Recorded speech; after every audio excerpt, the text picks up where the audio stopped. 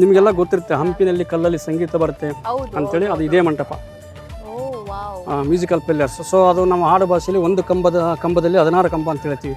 So ಒಂದು ಕಂಬಕ್ಕೆ ಉಪ ಪಿಲ್ಲರ್ 8 ಇರುತ್ತೆ, 10 ಇರುತ್ತೆ, 12 ಇರುತ್ತೆ, 14, 16 ಈ ಥರ ಇರುತ್ತೆ. ಓಕೆ ಸರ್, ನಾವು ಸ್ವರ ಮಂಟಪಕ್ಕೆ ಹೋಗೋದಕ್ಕಿಂತ ಮುಂಚೆ ಎಸ್ ಮೇಡಮ್. ನಾವು ಇಲ್ಲಿ ಇಡೀ ಇಂಡಿಯಾದ ಐಕಾನ್ ಅಂತ ಅಲ್ಲ, ಇಡೀ ವಿಶ್ವದ ಐಕಾನ್ ಅಂತಂದ್ರೆ ಎಸ್ ಈ ವಿಠ್ಠಲ ಮಂದಿರದಲ್ಲಿರುವಂತ ಈ ಕಲ್ಲಿನ ರಥ.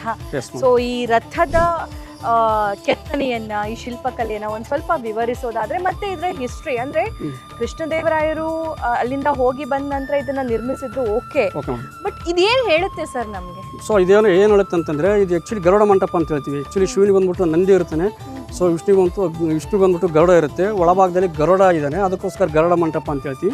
ಆ್ಯಕ್ಚುಲಿ ಇದು ಯಾರೂ ಎಳಿತಾ ಇರಲಿಲ್ಲ ಮೇಡಮ್, ಇದು ಡೆಮೋ ಪೀಸ್, ವಾಸ್ತುಗೋಸ್ಕರ ಮಾಡಿಸ್ತಕ್ಕಂಥದ್ದು. ಇದು ವಾಸ್ತುಗೋಸ್ಕರ. ಯಾಕಂದರೆ ಇಲ್ಲಿ ನೋಡಿ, ಮುಂಚೆ ಒಂದು ಇಂದಿನ ಗಾಲಿಯನ್ನು ರೊಟೇಟ್ ಮಾಡ್ತಾ ಇದ್ರು, ಹೌದು ಅದು ಸಾಕ್ಷಿ ಆಗುತ್ತೆ ನಮಗೆ. ಅಂದರೆ ಅದು ವಿಶೇಷವಾದ ದಿನಗಳಲ್ಲಿ, ಹಬ್ಬ ಹರಿದಿನಗಳಲ್ಲಿ, ಸೊ ರಾಜನ ಜನ್ಮ ದಿವಸ, ರಾಣಿಯ ಜನ್ಮ ದಿವಸ, ಅವರ ಮದುವೆ ವಾರ್ಷಿಕೋತ್ಸವ ದಿನದಂದು ಖುಷಿ ಆದಾಗ ಒಂದು 5 ರಿಂದ 6 ಜನ ನಿಂತ್ಕೊಂಡು ತಿರುಗಿಸ್ತಾ ಇದ್ರು. ಅಂದರೆ ನಾವು ಒಂದು ರಥ ಇಳಿತೀವಂತ ಒಂದು ಮನೋಭಾವನೆ ಫೀಲ್ ಬರ್ತಾ ಇತ್ತು ಅವ್ರಿಗೆಲ್ಲ.